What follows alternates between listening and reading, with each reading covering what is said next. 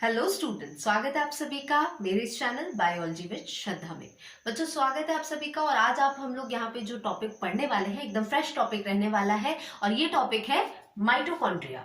जानते हैं माइटोकॉन्ड्रिया जो है वो कैसा होता है देखने में, किस तरह से ये फंक्शन करता है और क्या किस तरह से ये इंपॉर्टेंट है। तो बच्चों, माइटोकॉन्ड्रिया जो है ना, सबसे पहले जान लीजिए ये है क्या। तो माइटोकॉन्ड्रिया जो होता है ये एक तरह का ऑर्गेनल है, ठीक है।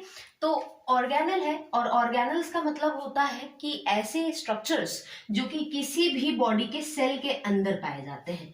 तो सेल के अंदर पाए जाने वाले एक बहुत ही इंपॉर्टेंट स्ट्रक्चर में से ये आता है माइटोकॉन्ड्रिया। एक तरह का सेल ऑर्गेनल है और इसको सबसे कॉमन लैंग्वेज में कहा जाता है, आप शुरू से भी पढ़ते आ रहे होंगे, 7th 8th में आपने पढ़ा होगा कि माइटोकॉन्ड्रिया को क्या कहते हैं बच्चों, पावर हाउस ऑफ सेल कहते हैं। क्या कहते हैं?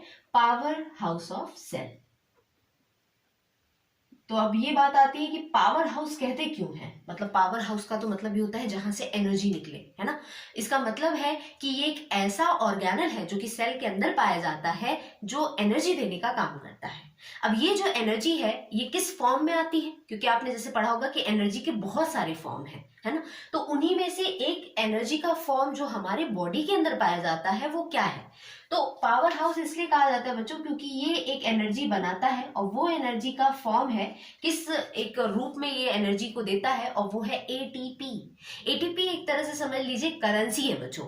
ये करेंसी जो है ये सेल के अंदर पाई जाती है और ये कहीं ना कहीं बाकी ऑर्गेनल्स को या ओवरऑल कह लीजिए हमारी पूरी बॉडी को काम करने के लिए एनर्जी देती है। और ये एनर्जी जहां पे प्रोड्यूस होती है वो कहलाता है माइटोकॉन्ड्रिया। और ये माइटोकॉन्ड्रिया कहाँ पे है बच्चों? ये एक सेल के एक छोटे से जगह पे पाया जाता है, मतलब सेल के अंदर ये होते हैं, इसीलिए इनको ऑर्गेनल्स बोलते हैं। अब आते हैं कि ये इनका स्ट्रक्चर कैसा होता है, क्योंकि वहां से हम ये समझ पाएंगे कि ये जो एटीपी है ये बनता कहाँ है, कैसे बनता है। ठीक, तो बच्चों माइटोकॉन्ड्रिया जो होता है ना, इसको हम सेमी ऑटोनॉमस ऑर्गेनल भी बोलते हैं। ये आपने 9th वगैरह में पढ़ा होगा, ठीक है। तो सेमी ऑटोनॉमस ऑर्गेनल उसे कहते हैं बच्चों जिन ऑर्गेनल्स की एक डबल लेयर की मेम्ब्रेन होती है। अब इसका मतलब साफ है कि जो माइटोकॉन्ड्रिया होगा इसमें भी कितनी मेम्ब्रेन होगी? 2 मेम्ब्रेन पाई जाएगी। एक मेम्ब्रेन जो मैंने इधर बना ली है इसको हम कहते हैं बाहरी मेम्ब्रेन या आउटर मेम्ब्रेन, और इसी के अंदर यहाँ पे हम लोग यहाँ पे बनाते हैं एक अंदर की मेम्ब्रेन, जो कि जगह जगह पे मैं बनाने वाली हूं, उसको अंदर की तरफ घुमा दूंगी मैं इसे। ये होता है माइटोकॉन्ड्रिया। ये देखिए घूम गया ये, ठीक। इसी तरह से इस साइड से भी कर लेंगे और ये तैयार है हमारा माइटोकॉन्ड्रिया, सबसे सिंपल स्ट्रक्चर में, ठीक। तो बच्चों यहाँ पे आप देख रहे हैं कि डबल लेयर की मेम्ब्रेन है, 2 मेम्ब्रेन से मिलकर एक माइटोकॉन्ड्रिया तैयार होता है, जिसमें ये वाली जो मेम्ब्रेन है इसको कहते हैं आउटर मेम्ब्रेन,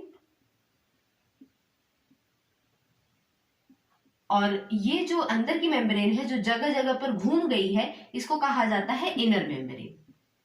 अब दूसरी बात ये आती है बच्चों कि ये मेम्ब्रेन जगह जगह पे ऐसे घूम क्यों गई है, फोल्ड क्यों हो चुकी है। तो बच्चों इन फोल्डेड पार्ट को भी एक नाम दिया गया है और इनको कहा जाता है क्रिस्टा या क्रिस्टी, ठीक है, जो भी कह लीजिए। तो क्रिस्टा इनको कहा जाता है, ये अंदर की तरफ फोल्ड हो जाते हैं। अब बात ये आती है कि ये फोल्ड होते क्यों है, क्योंकि कई बार ये क्वेश्चन पूछा जाता है कि क्रिस्टा का नंबर क्या ये बताएगा कि माइटोकॉन्ड्रिया ज्यादा एटीपी बना रहा है या कम।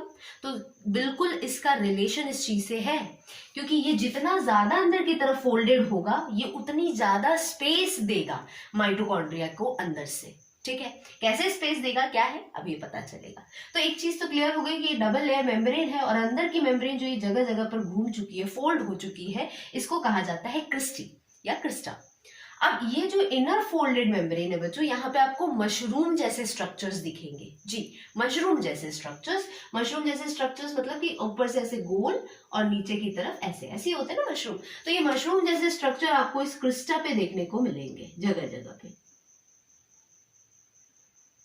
और ये आपको हर एक क्रिस्टा पे देखने को मिलेगा। ऐसा नहीं है कि सिर्फ ऊपर के क्रिस्टा पे होगा, अंदर अंदर ये ढेरों स्ट्रक्चर्स माइटोकॉन्ड्रिया के अंदर भरे पड़े हैं, ठीक। अब इनको क्या कहा जाता है बच्चों, तो ये जो मशरूम जैसे स्ट्रक्चर्स हैं इनका बहुत ही लेना देना है इस एटीपी से। तो कहीं ना कहीं हम यहाँ देखेंगे कि ये जो स्ट्रक्चर है ये एटीपी यहीं पे बनता है।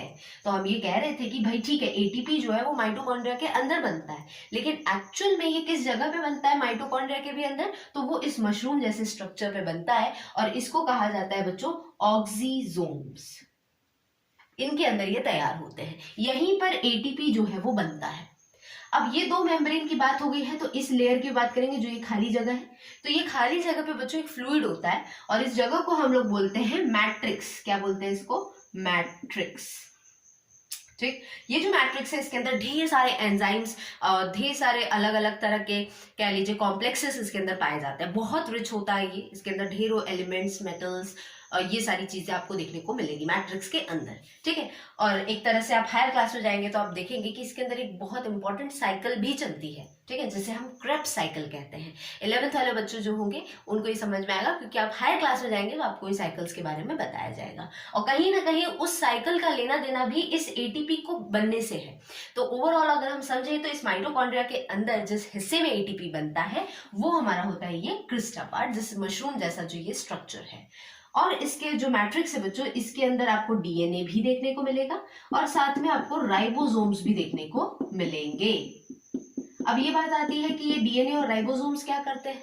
तो बच्चों सब जानते होंगे कि ये जो राइबोसोम्स होते हैं, राइबोसोम्स का काम होता है बच्चों प्रोटीन्स बनाना। अब सोचिए एक ऐसा सेल ऑर्गेनल जिसके पास खुद का डीएनए है, खुद का प्रोटीन है, और प्रोटीन है तो वो कुछ भी बना सकता है, कैसे भी हार्मोन्स, कैसे भी एंजाइम्स। तो अगर वो सेल ऑर्गेनल के पास अपना पर्सनल कोई एक एंजाइम है या कह लीजिए कि पर्सनल कोई प्रोटीन है जिससे वो कुछ भी तैयार कर सकता है, खुद का जेनेटिक मटीरियल है जिसे हम डीएनए कहते हैं, तो फिर तो भाई वो ऑर्गेनल अपने आप में थोड़ा तो इंडिपेंडेंट होगा। और ऐसे सेल ऑर्गेनल्स को हम लोग यहाँ पे कहते हैं सेमी ऑटोनॉमस ऑर्गेनल। क्या कहते हैं? Semi autonomous. ऑटोनॉमस का मतलब क्या होता है कि जो खुद से इंडिपेंडेंट हो जाए। तो सेमी है, लेकिन सेमी का मतलब हाफ होता है, मतलब आधा इंडिपेंडेंट तरीके से ही काम कर पाता है। पूरी तरह से इंडिपेंडेंट कोई भी सेल ऑर्गेनल नहीं हो सकता, क्योंकि सेल ऑर्गेनल का कोई भी काम जो है वो कहीं ना कहीं सेल के न्यूक्लियस पर डिपेंड करता है, उस पर निर्भर होता है।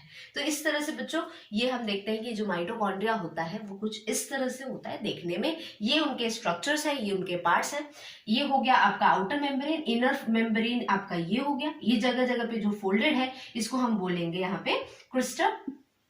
और क्रिस्टा जो है इसके ऊपर ये जो स्ट्रक्चर्स हैं इनको हम बोलेंगे ऑक्सीजोम्स, जिसके अंदर एक्चुअल में एटीपी जो है वो बनता है। अब इन दोनों के बीच में बच्चों ये दोनों मेम्ब्रेन है ना, इसके बीच में ये जो स्पेस दिख रही है इसको भी नाम दिया गया है और इस स्पेस को हम लोग कहते हैं इंटर मेम्ब्रेन स्पेस। ठीक है, तो ये इस तरह से रहता है बच्चों। अब आगे चल के आपने रेस्पिरेशन पढ़ा होगा, तो रेस्पिरेशन जो 10th के बच्चे उन्होंने पढ़ा होगा, तो रेस्पिरेशन आपने पढ़ा होगा बच्चों कि वहां पे जो ग्लूकोज है वो टूटता है और टूटकर पायरुवेट नाम का कुछ प्रोडक्ट बनाता है। ग्लूकोज जो कि एक 6 कार्बन का मॉलिक्यूल है, जब वो टूटेगा तो वो पायरुवेट बनाता है जो कि 3 कार्बन का मॉलिक्यूल है। अब ये जब फाइनली टूटेगा बच्चों, जिससे फाइनल टूटने से CO2, वाटर और एनर्जी मिलती है। अब ये जो एनर्जी है ना, ये और कुछ नहीं, यही एटीपी है। तो ओवरऑल ये जो प्रोसेस होती है CO2, वाटर और एनर्जी बनने की, ये कहाँ चलती है? माइटोकॉन्ड्रिया के अंदर चलती है। और इस चीज को आपको याद रखना है, एरोबिक रेस्पिरेशन जो होता है उसमें ये वाला जो हिस्सा है ग्लूकोज से पायरुवेट बनने का, ये काम तो सेल के साइटोप्लाज्म में चलता है। लेकिन ये जो बाकी का काम है, नेक्स्ट हाफ जो इसका रिएक्शन चल रहा है, इसमें सिंस एनर्जी बन रही है और एनर्जी हमेशा माइटोकॉन्ड्रिया के अंदर बनती है, इसीलिए हम कहेंगे कि ये जो बाकी का रिएक्शन है ये हमेशा कहां चलेगा? माइटोकॉन्ड्रिया के अंदर। तो इस तरह से बच्चों ये हम जानते हैं माइटोकॉन्ड्रिया के बारे में। ऑक्सीजोम्स जो होते हैं बच्चों, ये जो मशरूम जैसा स्ट्रक्चर दिख रहा है, यहाँ पे क्या होता है कि एंजाइम पाया जाता है जो कि कहीं ना कहीं एटीपी को बनाने में मदद करेगा, और इस एंजाइम का नाम होता है एटीपीएज, या तो दूसरे शब्दों में आप कह सकते हैं एटीपी सिंथेटेज। ये जो एंजाइम है ये जब एक्टिव होता है तभी जाकर एटीपी बनता है। ऐसा थोड़ी ना कि हर समय बॉडी में एनर्जी बनती है। अब कहीं ना कहीं देखिए वो एनर्जी हमें कैसे मिलती है, जब हम कोई चीज खाते हैं, और खाने का सबसे सिंपल फूड जो है वो होता है ग्लूकोज।